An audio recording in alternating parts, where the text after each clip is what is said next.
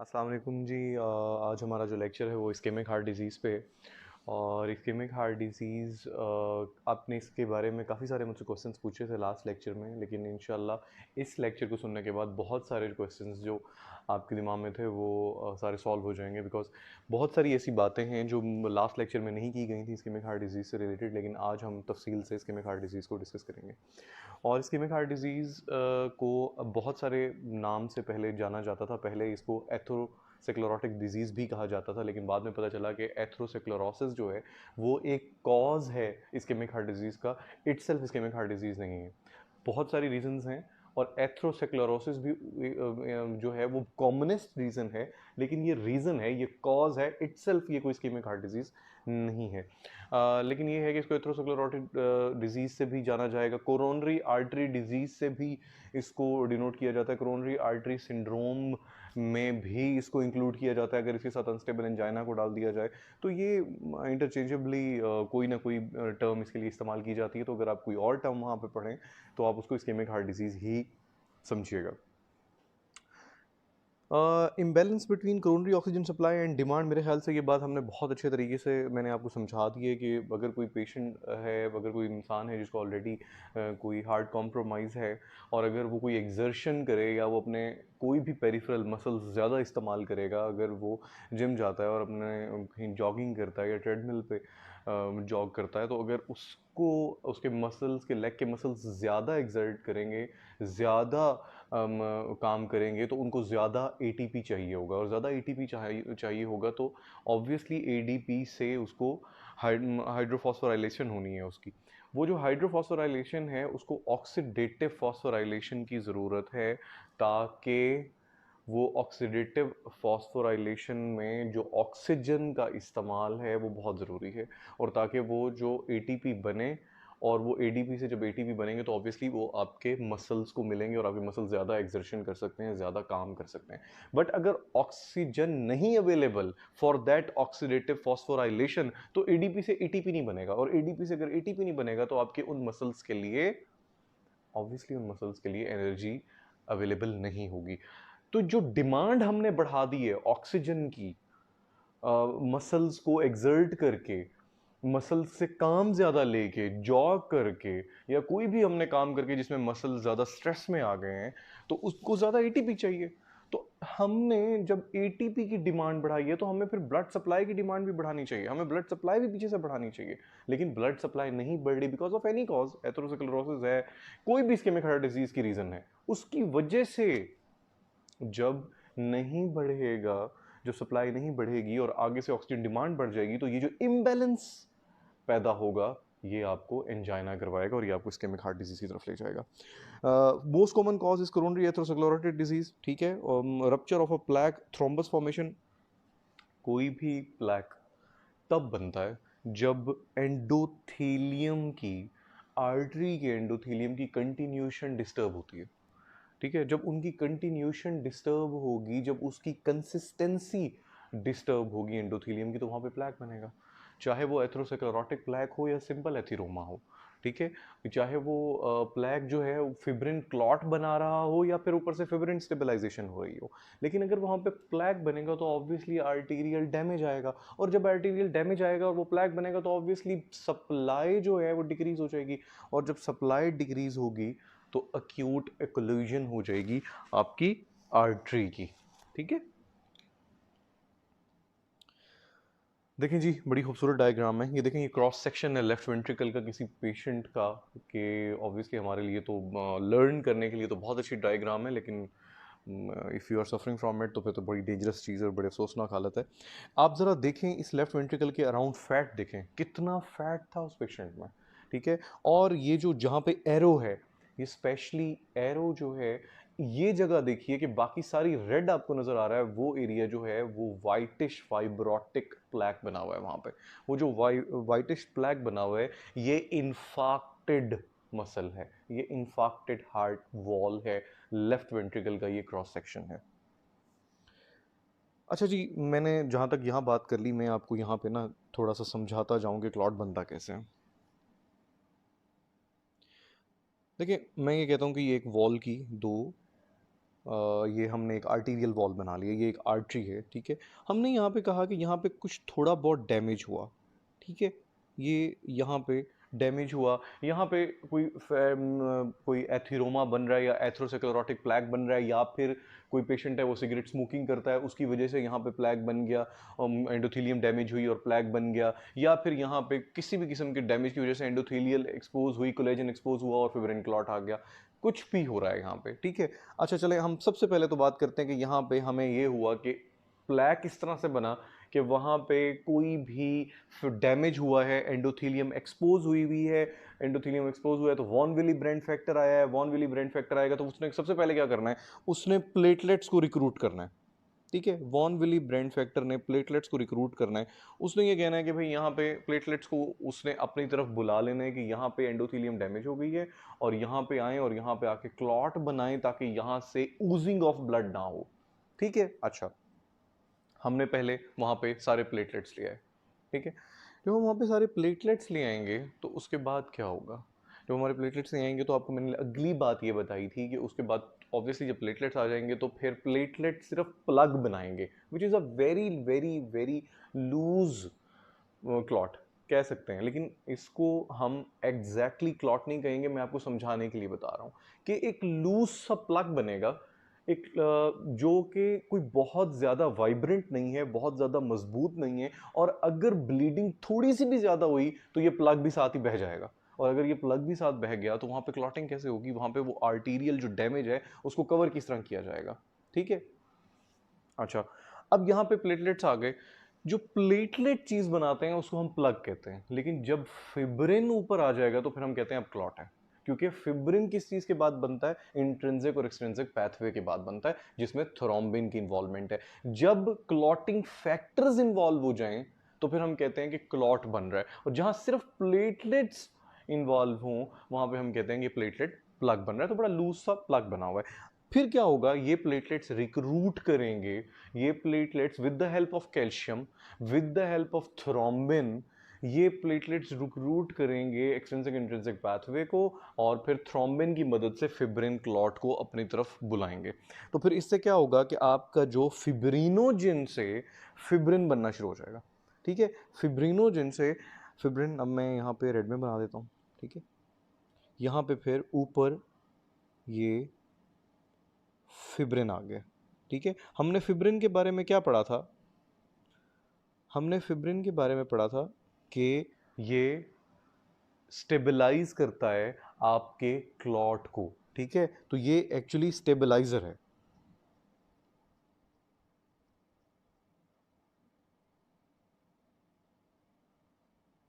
ठीक है, ठीक है। ये फिब्रिन है जो फिब्रिनोजेन से बना है, of generated from from fibrinogen, fibrinogen से, फिब्रिनोजिन से जनरेट हुआ है फिब्रिन। कौन फिब्रिनोजिन से फिब्रिन को जनरेट करवाएगा, थ्रोम्बिन, कैल्शियम, प्लेटलेट्स, तीनों मिल के फिब्रिनोजिन से फिब्रिन को कन्वर्ट करते हैं और स्टेबलाइज, अब ये जो पूरा क्लॉट है ये स्टेबलाइज हो गया। बट मैंने आपसे क्या कहा था कि फैक्टर 13 इसको प्रिजर्व करता है, तो फिर यहाँ पे फैक्टर 13 की जब लेयर आ जाएगी, जब ये फैक्टर 13 की लेयर आ जाएगी, ये इसको प्रिजर्व कर लेगा और आप देखें कि ब्लड के गुजरने की कोई जगह बची है, ठीक है। पूरा तो ये प्लैक नहीं बनेगा, ये तो मैंने आपको समझाने के लिए बताया है, ठीक है। हम जो इसको थोड़ा सा नीचे ले आते हैं, ये देख लें।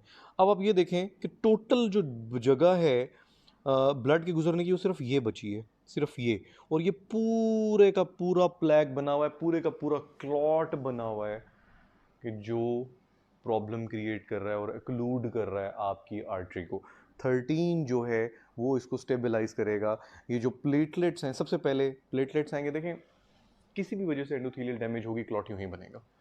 एथिरोमा की वजह से हो रही है जो कोलेस्ट्रॉल का प्लैक है, सिंपल एन्यूरिज्म की वजह से हो रही है जो कि obviously weakness of endothelium of artery है, स्मोकिंग की वजह से डैमेज हो रही है, हाई ब्लड प्रेशर की वजह से डैमेज हो रही है, किसी की भी वजह से डैमेज हो रही है, वहाँ से यूजिंग ऑफ ब्लड होगी, यूजिंग ऑफ ब्लड होगी तो कोलेजन एक्सपोज होगा, कोलेजन एक्सपोज होगा तो फॉन बिली ब्रेन फैक्टर आएगा, फॉन बिली ब्रेन फैक्टर आएगा तो ऑब्वियसली वो रिक्रूट करेगा प्लेटलेट्स को, प्लेटलेट्स रिक्रूट होंगे तो वो फर्दर प्लेटलेट एग्रीगेशन करेंगे, फर्दर प्लेटलेट एग्रीगेशन के लिए उन्हें अपने सेक्रेटरी वेसिकल्स को रिलीज करना होगा which are actually thromboxane and serotonin. Thromboxane और सेरोटोनिन आएंगे तो जब वो ये देख लेंगे कि हमसे ये ऊजिंग नहीं संभाली जा रही तो कुछ देर बाद वो एक्सट्रिंसिक और इंट्रिंसिक पाथवे को भी रिक्रूट कर लेंगे। जब वो रिक्रूट होंगे तो फिर थ्रोम्बिन बनेगा, थ्रोम्बिन लूज फिब्रिन से स्टेबलाइज्ड फिब्रिन बनाएगा, ठीक है। वो जो स्टेबलाइज्ड फिब्रिन होगा उसको फर्दर स्टेबलाइज कौन करेगा? फैक्टर 13, ठीक है। थ्रोम्बिन का मेन रोल फिब्रिनोजिन से आपकी बुक्स में लिखा होगा फिब्रिन बनाने में, बट फिब्रिन को स्टेबलाइज फिब्रिन करने में भी थ्रोम्बिन का रोल है, बट हम फैक्टर 13 का मेन रोल कंसीडर करते हैं, that's why we call factor 13 as preserver, ठीक है। ये क्लॉट फॉर्मेशन की थोड़ी सी आपको मैंने एक आउटलाइन देना था। देखिए ऑक्सीजन डिलीवरी की जहां तक बात है ना, ऑक्सीजन डिलीवरी हार्ट को क्यों नहीं हो रही इस बात का हार्ट को कोई अंदाजा नहीं होता। कार्बन मोनोऑक्साइड की वजह से नहीं हो रही। देखें ऑक्सीजन डिलीवरी डिक्रीज होती कैसे है या ब्लड सप्लाई डिक्रीज होती कैसे है हार्ट को या आपके मसल्स को। देखिए इस बात से कोई लेना देना नहीं है हार्ट का या आपके मसल्स का कि आपके अंदर हीमोग्लोबिन कम है या कार्बन मोनोऑक्साइड पॉइजनिंग है जो ऑक्सीजन को रिप्लेस कर देते हैं और आपके आरबीसी के साथ उनकी हाई एफिनिटी होती है और ऑक्सीजन को रिप्लेस करके खुद को अटैच कर देते हैं हीमोग्लोबिन के साथ। तो फिर आपका हिमेटोक्रेट कम है, हीमोग्लोबिन कम है, कार्बन मोनोऑक्साइड सैचुरेशन कम है या वेंटिलेशन परफ्यूजन का डिफेक्ट है, सैचुरेशन का डिफेक्ट है, इन सब रीजन की वजह से आपके हार्ट को ऑक्सीजन नहीं मिल रही, आपके हार्ट की मसल को ऑक्सीजन नहीं मिल रही। अगर आपके हार्ट की मसल को ऑक्सीजन नहीं मिलेगा तो वो इस्केमिक हो जाएगा। हार्ट को इस बात से या आपके मसल को इस बात से कोई लेना देना नहीं है कि कॉज क्या है, ठीक है। उसको बस इस बात से लेना देना है कि मुझे ऑक्सीजन नहीं मिल रही, चाहे वो एनीमिया की वजह से नहीं मिल रही, चाहे वो कार्बन मोनोऑक्साइड पॉइजनिंग की वजह से नहीं मिल रही which will cause hypoxia obviously, या वो डिक्रीज्ड सैचुरेशन की वजह से नहीं मिल रही जो वेंटिलेशन परफ्यूजन लंग्स का डिफेक्ट है। हार्ट को सिर्फ मुझे ये पता है कि मुझे ऑक्सीजन नहीं पहुंचाई जा रही, दैट्स इट। इससे आगे हार्ट परसीव नहीं करता no matter what is the cause. बस इस्कीमिया हो रहा है बिकॉज ब्लड पूरा नहीं पहुंच रहा और ऑक्सीजन पूरी नहीं, ब्लड नहीं पहुंचेगा तो ऑक्सीजन पूरी नहीं पहुंचेगी। अब इस्कीमिया ब्लड सप्लाई की वजह से नहीं है, इस्कीमिया ब्लड पूरा पहुंच रहा है लेकिन उसके साथ ऑक्सीजन नहीं पहुंच रही उसकी वजह से है, या इस्कीमिया डिक्रीज सैचुरेशन की वजह से है, उसको इस बात से कोई लेना देना नहीं है, ठीक है। ऑब्वियसली इस्कीमिया तो तभी होता है जब ब्लड कम पहुंचता है, लेकिन ऑक्सीजन अगर कम पहुंचेगी तो हम ये कहेंगे, मैं उसको मिक्स किया तो ये ना हो कि आप कहेंगे सर तो डिक्रीज ऑक्सीजन को भी इस्कीमिया बोल रहे हैं। ऑब्वियसली डिक्रीज ऑक्सीजन को आप हाइपोक्सिया बोलेंगे, लेकिन मैं सिर्फ आपको समझाने के लिए बता रहा हूं कि किसी भी रीजन की वजह से आउटकम इस्कीमिया हो रहा है तो हार्ट को उस रीजन से कोई लेना देना नहीं है। हार्ट को सिर्फ इस बात से लेना देना है कि मुझे पूरी ऑक्सीजन पहुंचाई जाए ताकि मैं एफिशिएंटली कॉन्ट्रैक्ट कर सकूं और ब्लड को आपके ऑर्गन्स तक पहुंचा सकूं, ठीक है। रीजन चाहे कोई भी है, एनीमिया है जिसमें हीमोग्लोबिन या हेमाटोक्रिट कम है, कार्बन मोनोऑक्साइड पॉइजनिंग है जो कि स्मोकिंग में होगी, या फिर डिक्रीज्ड सैचुरेशन है जिसमें लंग का कोई डिफेक्ट आ रहा होगा जैसे कि COPD, bronchitis, bronchitis, chronic bronchitis, emphysema, asthma, कोई भी रीजन हो सकती है। मेजर मॉडिफाइबल रिस्क फैक्टर्स, आपको याद है कि मैंने नॉन मॉडिफाइबल रिस्क फैक्टर्स आपसे बड़े तफसील से डिस्कस किए थे जिसमें मैंने आपको जेंडर, एज और ऑब्वियसली इनहेरिटेंस और कलर की बात मैंने की थी आपके साथ, रेस जिसको हम कहते हैं। तो यहाँ पे कुछ मॉडिफाइबल हैं जैसे कि for example elevated blood pressure, ये एलडीएल का नाम यहाँ पे लिखा गया। कभी भी लिपिड प्रोफाइल आपके पास आए सबसे पहले दो चीज़ें देखा करें, LDL and HDL, good cholesterol bad cholesterol. LDL की हाई एफिनिटी है और एलडीएल की लाइकिंग है कि वो कोरोनरी आर्टरीज में जाके अपने आप को इकट्ठा करता है और प्लैक्स बनाता है जो कि एथेरोस्क्लेरोसिस कहलाता है, ठीक है। ये atherosclerosis means scar, it's a $5 word for meaning of scar, ठीक है। स्कार फॉर्मेशन, स्क्लेरोसिस जो होता है स्कार फॉर्मेशन होती है।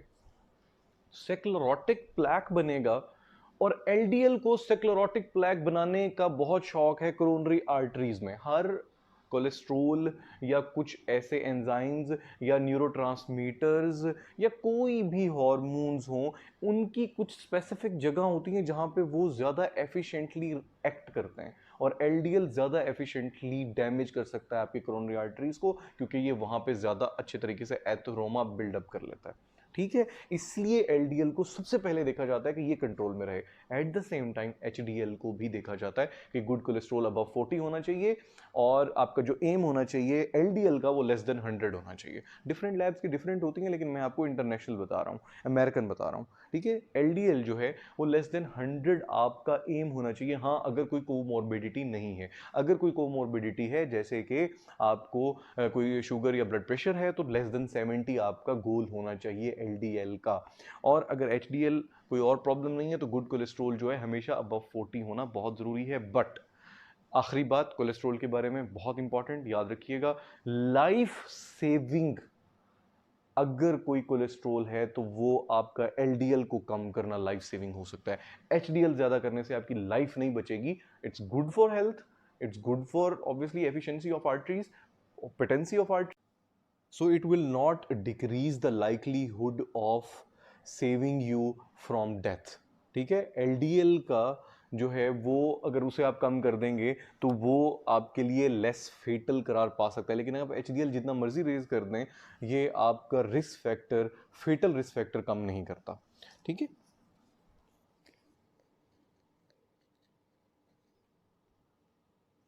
अच्छा, टोबैको, टोबैको के बारे में ये है कि देखें, टोबैको स्मोकिंग मैंने आपको पहले भी ये बताया था कि इसकी सेसेशन पे ये वाहिद ऐसी चीज़ है जिस पे रिवर्ट होती है disease. That is true, disease revert होती है। डिजीज आपका जो हार्ट है वो हेल्दी होने की तरफ आता है। नॉट 100%, नॉट 100%, ऐसा नहीं है कि बिल्कुल वैसा हो जाएगा जैसे आपकी स्मोकिंग से पहले था, लेकिन काफ़ी बेहतर हो जाएगा।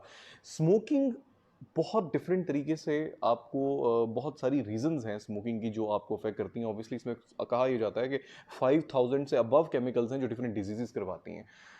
एथेरोस्क्लेरोसिस सबसे इंपॉर्टेंट स्मोकिंग करवाता है। Nitric oxide poisoning, carbon monoxide poisoning करवाएगा, not nitric oxide, carbon monoxide poisoning करवाएगा ऑब्वियसली। और साथ ही ये आपको एथेरोस्क्लेरोटिक प्लैक्स बनवाएगा, peripheral artery disease, carotid artery disease, जितनी भी मायोकार्डियल इन्फेक्शंस हैं, एथिरोमास हैं, प्लैक्स हैं, डायरेक्टली भी डैमेज करता है आपकी एंडोथेलियम को, और प्लैक भी बनाता है। डायरेक्टली कैसे डैमेज कर सकता है? आपका ब्लड प्रेशर हाई करके, या फिर ये एक्चुअली आरबीसीज पे जब इफेक्ट करता है थ्रू कार्बन मोनोऑक्साइड, तो क्लॉटिंग की एबिलिटीज आपकी आरबीसीज की बढ़ जाती है। जब उनकी क्लॉटिंग की एबिलिटीज बढ़ जाएंगी तो ऑब्वियसली आपकी आर्टरी, जो आर्टीरियल वॉल है वो डैमेज हो जाएगा, क्योंकि स्टेसिस ऑफ ब्लड हो जाएगा ना। स्टेसिस ऑफ ब्लड होगा, उसके बाद ऑब्वियसली एंडोथेलियम डैमेज हो जाएगा, और फिर प्लैक बनेगा, और फिर वही क्लॉट का जो मैंने आपको सारा समझाया है।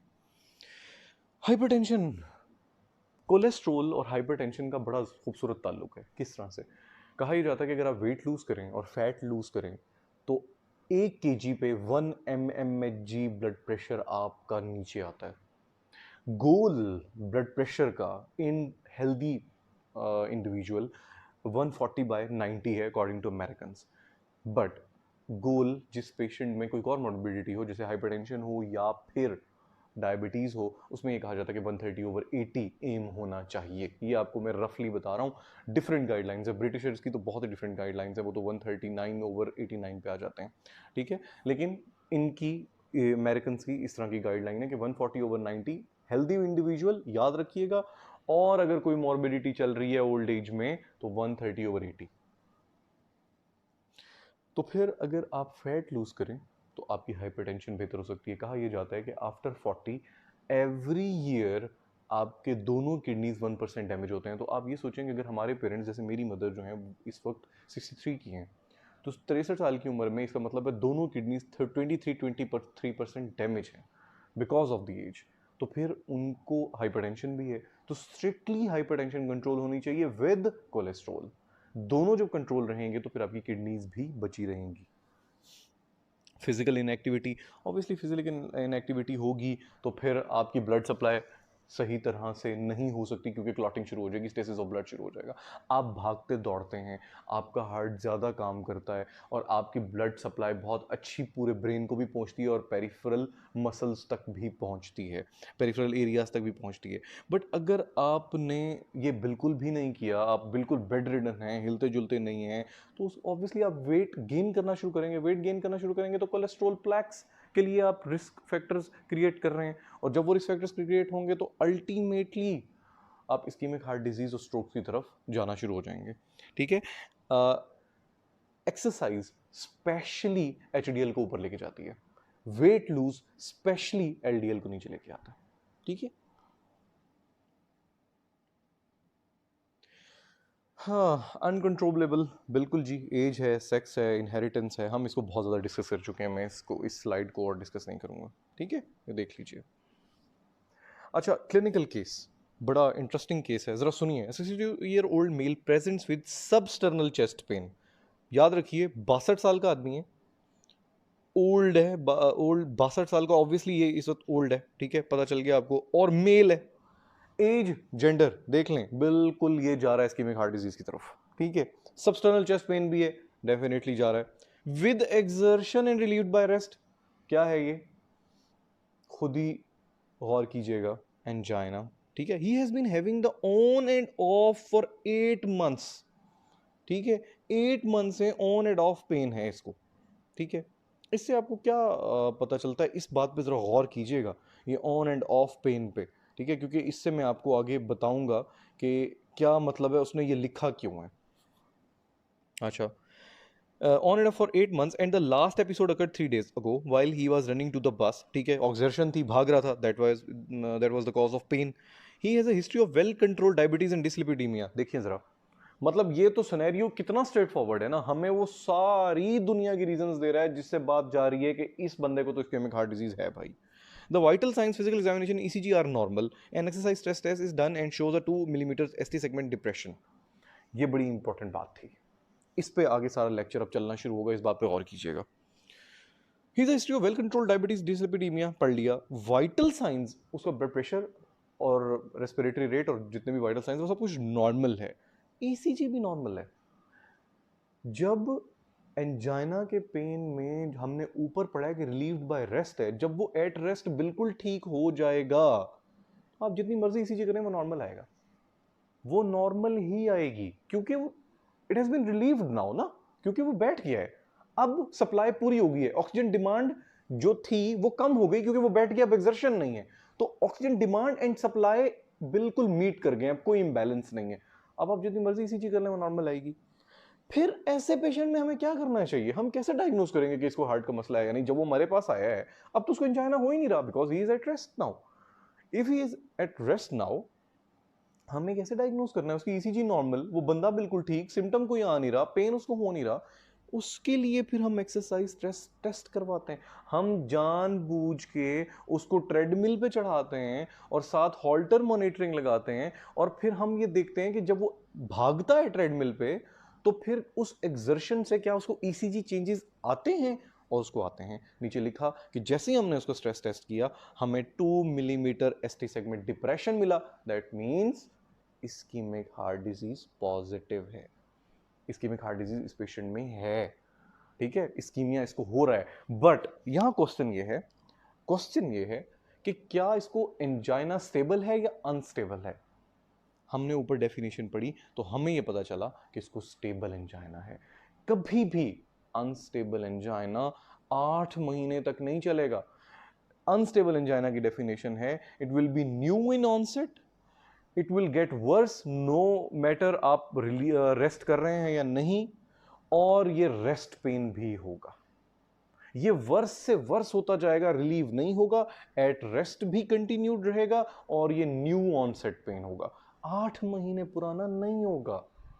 तो इस 8 महीने का यहां लिखने की ये इंपॉर्टेंस है कि आप स्टेबल और अनस्टेबल को डिफरेंशिएट कर सकते हैं थ्रू दिस टाइम पीरियड। ये जी आप पढ़ लीजिए, ये सारे का सारा जो है वो उन्होंने एक्सप्लेन किया हुआ है। मैं ज़रा पानी पी लूँ, ये देख लीजिए।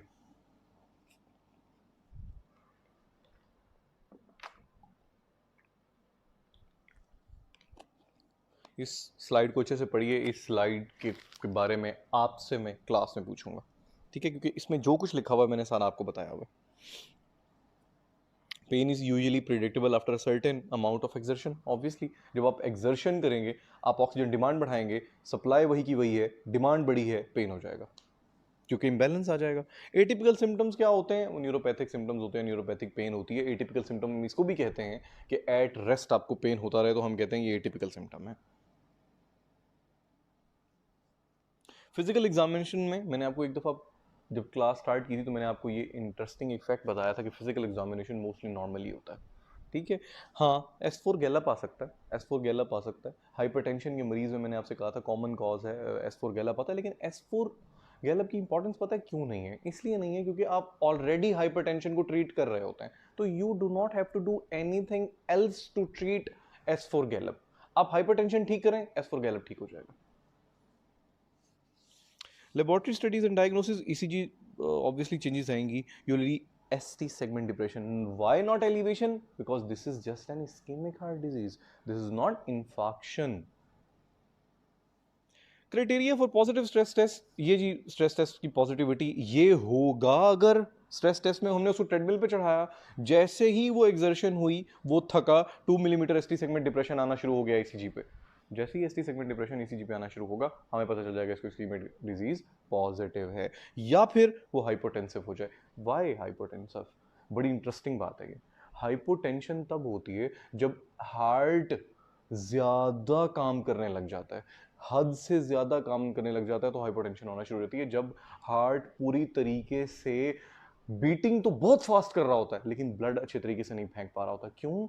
क्योंकि टैकीकार्डिक हो जाएगा, जरूरत से ज्यादा टैकीकार्डिक हो जाएगा। जब टैकीकार्डिक हो जाएगा, तो मैंने लास्ट लेक्चर में भी आपको ये मेंशन किया था कि जब कॉन्ट्रैक्शन बढ़ जाती है तो फिर रिसीव करने का ब्लड टाइम नहीं मिलता। तो जब रिसीव करने का ब्लड टाइम नहीं मिलेगा तो ब्लड आप ज्यादा फेंकेंगे ही नहीं एयोर्टा में, आपका लेफ्ट वेंट्रिकल इजेक्शन फ्रैक्शन ही नहीं बना रहा होगा। जब ब्लड ज्यादा एयोर्टा में जाएगा ही नहीं तो ब्लड प्रेशर कैसे मेंटेन होगा? हाइपोटेंशन हो जाएगी आपको, ठीक है। तो जैसे ही आप एक्सर्शन पे आएंगे, आप टैकीकार्डिक हो जाएंगे, और जैसे ही आप एक जरूरत से ज़्यादा टैकीकार्डिक होंगे, आपको हाइपरटेंशन स्टार्ट हो जाएगी। नॉर्मली 10 mmHg तक हाइपरटेंशन नॉर्मल होती है, लेकिन अबव 10 पे चली जाए, दैट मीन्स कि आपका हार्ट अब वाकई कंप्रोमाइज्ड है। अच्छा, एक्सरसाइज स्ट्रेस टेस्ट किन चीज़ों में नहीं करना चाहिए? जिनको ऑलरेडी कार्डिक इंस्टेबिलिटी है। फॉर एग्जांपल, एक बंदा है, उसको पहले एक दफ़ा MI हुआ है और उसकी वॉल ऑलरेडी डैमेज है, ठीक है। आप उस पेशेंट को चढ़ा दें ज़रा ट्रेडमिल पे और आप उसे कहें चल भाई भाग जा, शाबाश, भागना शुरू कर। वो तो उसकी एक ऑलरेडी वॉल डैमेज है, आप उसको भगाना शुरू कर दें, वो तो मर जाएगा, ठीक है, क्योंकि उसकी एक ऑलरेडी कार्डिक फेलियर में वो चल रहा है। टोल्ड यू कि एक दफा किसी को MI हो जाए, दैट मींस कि हम उसको लेबलाइज कर देते हैं कि कार्डिक फेलियर में जा रहा है। कार्डिक फेलियर के साथ 2-2 साल भी लोग जिंदा रहते हैं, लेकिन बड़ी ही लिमिटेड सी और बड़ी ही तकलीफ दे लाइफ होती है, क्योंकि वॉशरूम करना उनके लिए बड़ा प्रॉब्लम है, सीढ़ियाँ चढ़ना उनके लिए प्रॉब्लमेटिक है, सीधा इवन चलना फ्लोर पे उनके लिए बड़ा प्रॉब्लमेटिक है, डेली रूटीन के काम करना उनके लिए प्रॉब्लमेटिक है, क्योंकि वो बहुत जल्दी पैल्पिटेशंस उनको स्टार्ट हो जाती हैं और वो ब्रेथलेस हो जाते हैं और अनकंफर्टेबल हो जाते हैं। अच्छा, अगर पेशेंट फॉर एग्जांपल चल नहीं सकता, ठीक है, कोई कोई भी प्रॉब्लम है, या एक्सरसाइज नहीं कर सकता, ओल्ड एज है बहुत ज्यादा, ठीक है, या फिर कोई चोट लगी हुई है, या फिर घुटनों का कोई मसला है, ऑस्टियोआर्थराइटिस, रूमेटॉइड आर्थराइटिस, SLE है, किसी पेशेंट को लिवर फेलियर चल रहा है, कोई भी प्रॉब्लम है, उसमें कैसे डायग्नोस करोगे इसको? स्ट्रेस टेस्ट को आप ड्रग दे देंगे, कोई IV जो हार्ट रेट बढ़ा देगा। बेसिकली तो एक्सर्शन यही करनी है ना, हार्ट रेट बढ़वाना है हमने। आप कोई ड्रग दे दें जिससे आप हार्ट रेट बढ़वा दें, ठीक है। हार्ट रेट बढ़वा के जैसे ही आप हार्ट रेट बढ़वाएंगे, ECG पे चेंजेस आना शुरू हो जाएंगी। कौन कौन से? डायपिराडामोल और डायब्यूटामाइन दे सकते हैं, दोनों में से कोई भी दे दें। आप दोनों में से कोई देंगे, हार्ट बढ़ेगा, एक्सर्शन होगी, हार्ट रेट बढ़ेगा, हाइपोटेंशन हो जाएगी, या फिर ECG चेंजेस आना शुरू हो जाएंगे, आपको पता चल जाएगा। किसी पेशेंट में बड़ा बेहतरीन ये MCQ का क्वेश्चन है और वाइवा का क्वेश्चन है कि अगर किसी पेशेंट चल नहीं सकता है या किसी भी वजह से वो ट्रेडमिल पे स्ट्रेस टेस्ट नहीं परफॉर्म कर सकता, तो आप एट रेस्ट बैठे बिठाए किस तरह करेंगे? आप उसका हार्ट रेट बढ़वा देंगे बाय गिविंग IV ड्रग्स।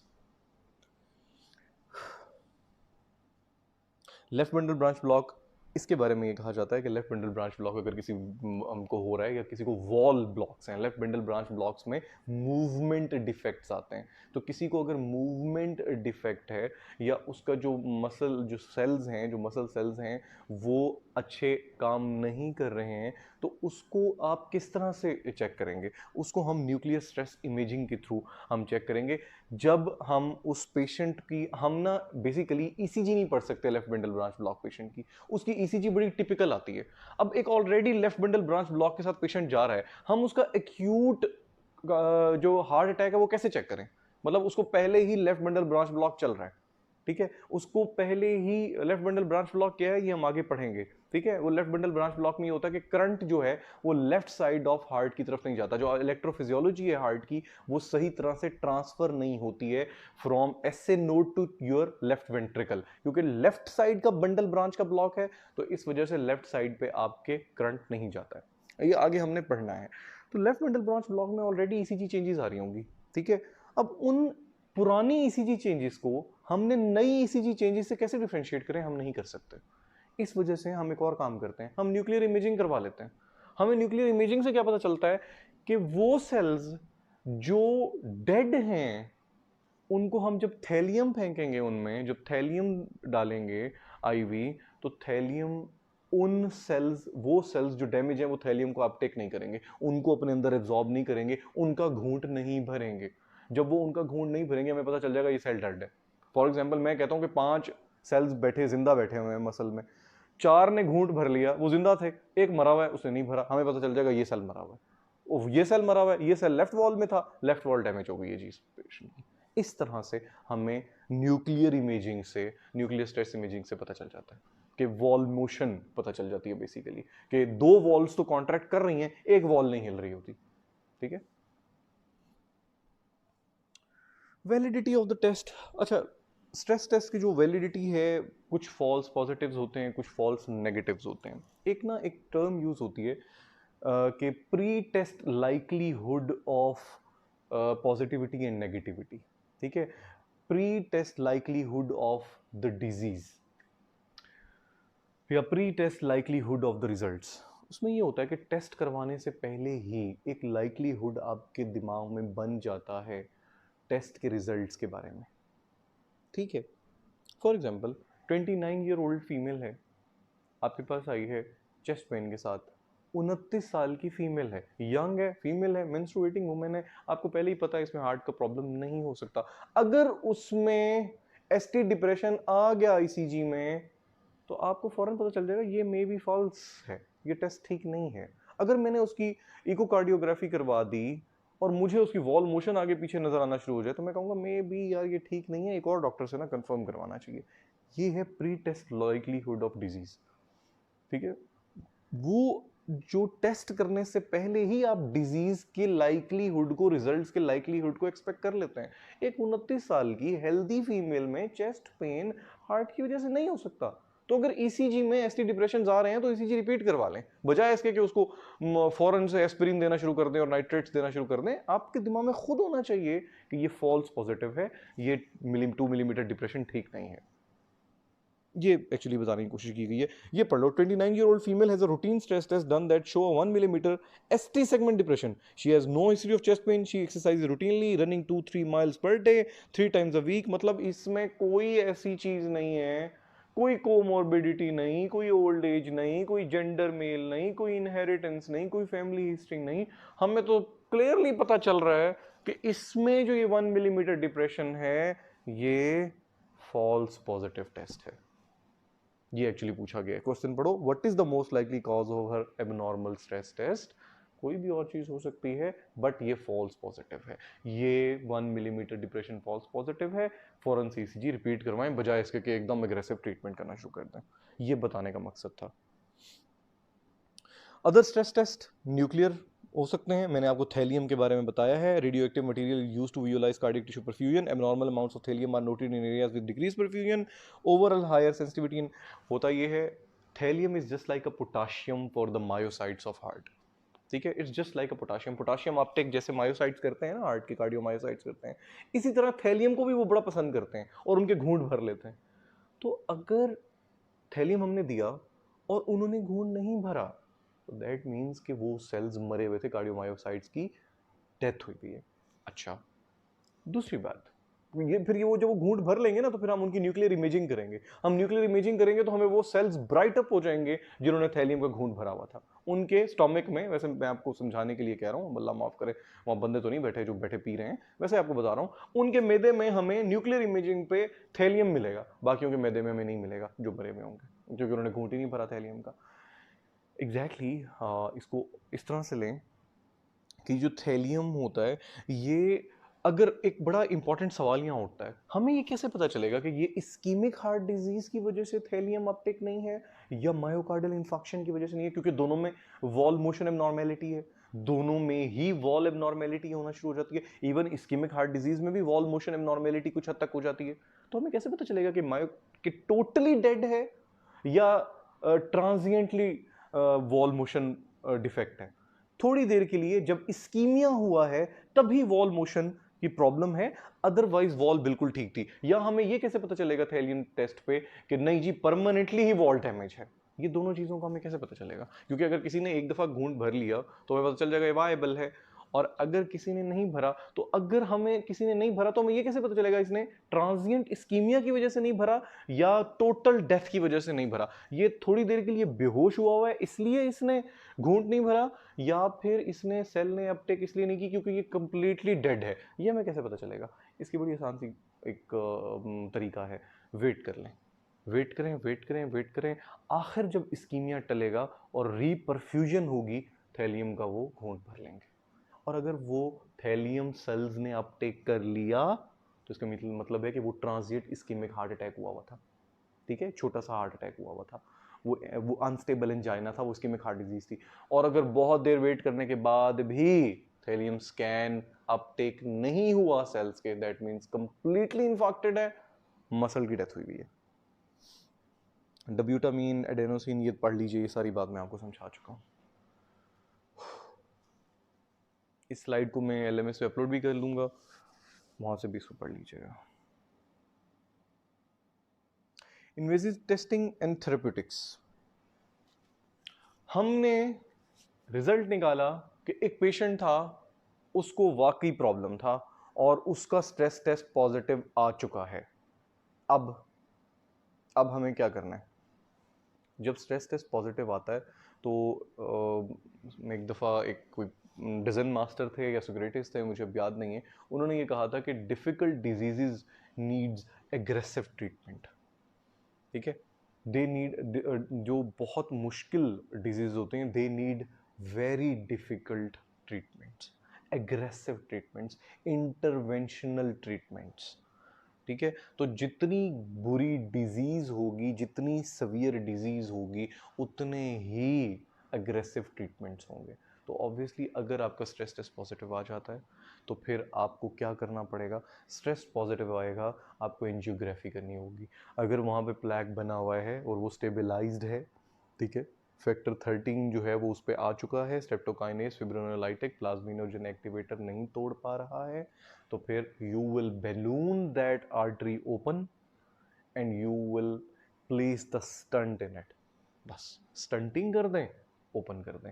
अब ड्रग एलुसिनेटिंग आ गए हैं जो स्टेंट्स हैं। पहले स्टेंट्स समटाइम्स खुद डेथ का कॉज बन जाते थे, क्योंकि कुछ अरसे बाद उसके आसपास वेजिटेशन हो जाती थी, फाइब्रोसिस हो जाती थी और वो आर्टरी कंप्लीटली बंद हो जाती थी। अब ऐसा नहीं है, अब उसके अराउंड अब खुद एक ड्रग एलुसिएटिंग बहुत सारे उसमें आ रहे हैं, ड्रग एलुसिएटिंग स्टंट्स आ रहे हैं जो थोड़ी थोड़ी ड्रग रिलीज करते रहते हैं, जिसकी वजह से पेटेंट रहती है आपकी आर्टरी, और वो 3-4 साल निकाल लेते हैं, उसके बाद आपको दोबारा से एंजियोग्राफी और करवानी पड़ती है।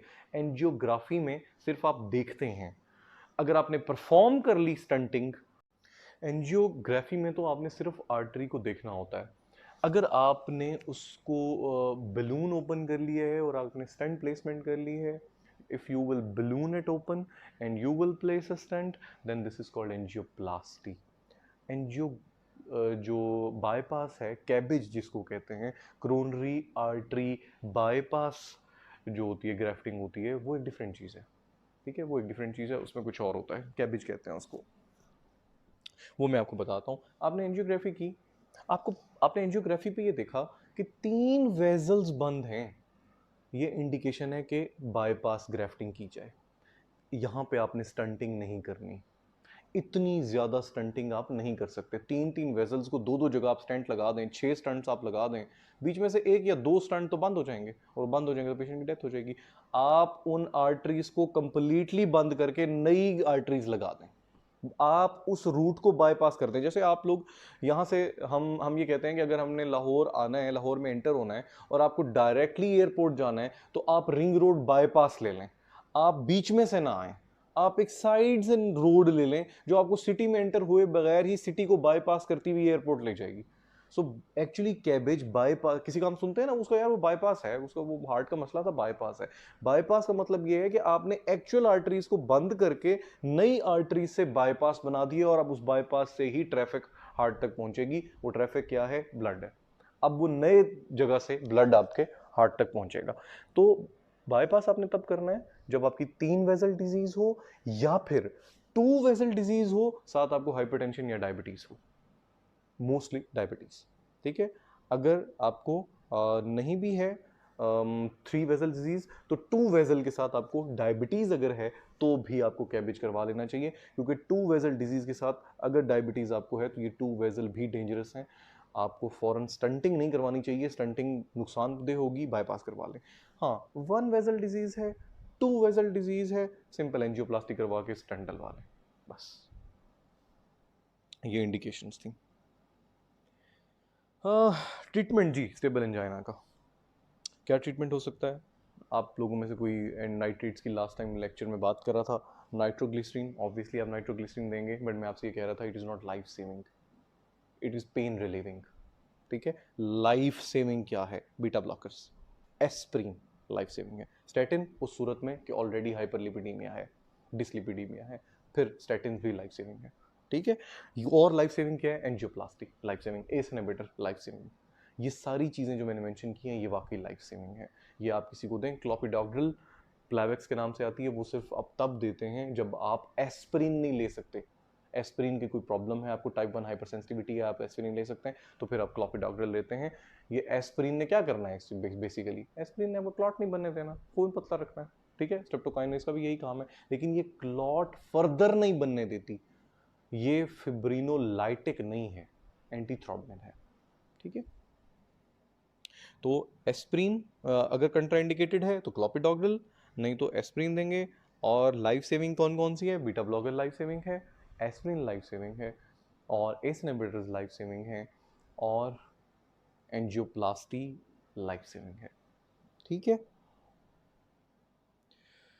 ये आपके एम होने चाहिए। मैं ये सारी बात आपसे कर चुका हूँ, ये स्लाइड पढ़ लीजिए। मैंने आपको बताया है कि LDL लेस देन 100 होना चाहिए, लेकिन 70 उस वक्त होना चाहिए जब कोई कोमॉर्बिडिटी हो या हाई रिस्क कोमॉर्बिडिटी हो। Triglyceride not very important, not very important. Coronary artery bypass grafting, I have just told you all of this, पढ़ लीजिए अब इसको। 3 main vessel disease, left ventricular dysfunction जो है, लेफ्ट मेन कोरोनरी आर्टरीज अगर बंद होगी, या 3 वेजल डिजीज होगी with left ventricular dysfunction. Left ventricular dysfunction जो है आपको डायबिटीज़ की वजह से बहुत ज़्यादा होगा। सिम्टम्स हैं, चाहे आपने जितनी मर्जी मेडिकल थेरापी दे दी, आपको फिर भी सिम्टम्स आ रहे हैं, तो भी आपको बाईपास करवा लेना चाहिए। डायबिटीज़ है, ठीक है, बेशक आपकी 2 वेजल्स भी बंद हैं तो भी आपको बाईपास करवा लेना चाहिए।